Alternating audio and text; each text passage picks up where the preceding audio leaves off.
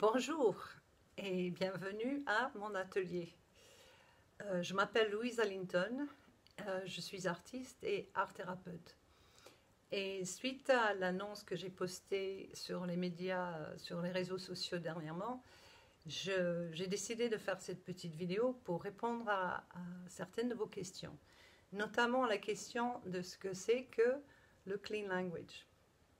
Alors, le plus simplement possible, le clean language, le langage épuré, est une technique mise au point dans les années 80 par un psychologue néo-zélandais qui s'appelait David Grove pour améliorer le plus possible son travail dans l'entretien clinique.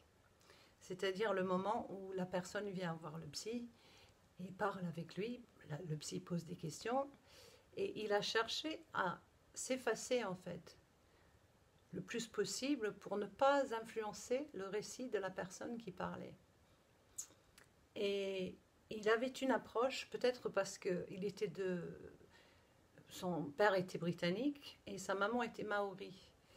Donc il a hérité de cette tradition du côté maternel et avait donc une approche particulière qui était la sienne.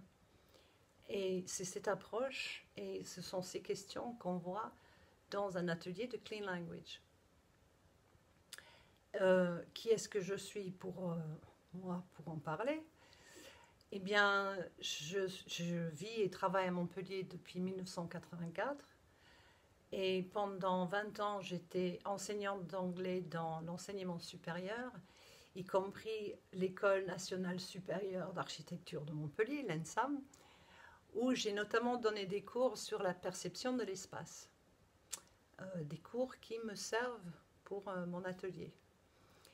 Et je suis retournée à la fac et encore retournée pour finalement devenir art thérapeute. Et j'ai encore ajouté des cordes à mon arc ou des outils à ma trousse en approfondissant et en faisant les rêves dirigés, ce qui m'a amené au clean language.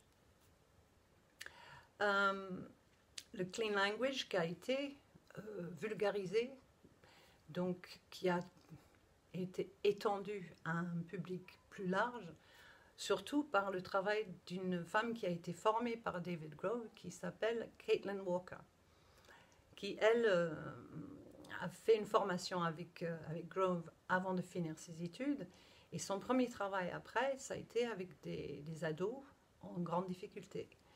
Et moi, quand je suis devenue art thérapeute, mon premier travail, ça a été avec des ados en grande difficulté. Mais je ne connaissais pas encore le clean language.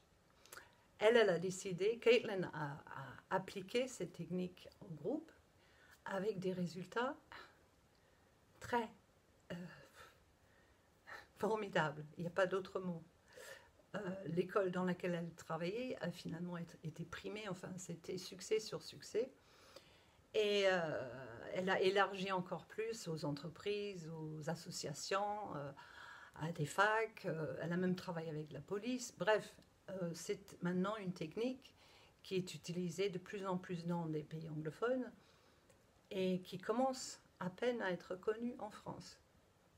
Donc, pour faire connaître cet outil, j'ai conçu un atelier que j'appelle un atelier d'expression créative. Pourquoi ? Parce que dans tout apprentissage, pour bien apprendre et bien retenir, il vaut mieux être dans un certain état physiologique et psychologique. Donc, grâce à des exercices de mise en espace du corps, je vous prépare pour cet enseignement pour que vous puissiez le pratiquer le plus vite possible en binôme et donc partir d'ici ou partir de l'atelier avec une compétence en plus que vous pourrez pratiquer tout de suite. Et puis aussi avec l'envie peut-être de revenir pour pratiquer encore en atelier. Voilà, j'espère que j'ai pu répondre aux questions que tu te posais. Et s'il y a encore quelque chose que tu voudrais savoir, n'hésite pas à me laisser une question en bas. Et ce sera avec plaisir que j'y répondrai. À bientôt. Bye.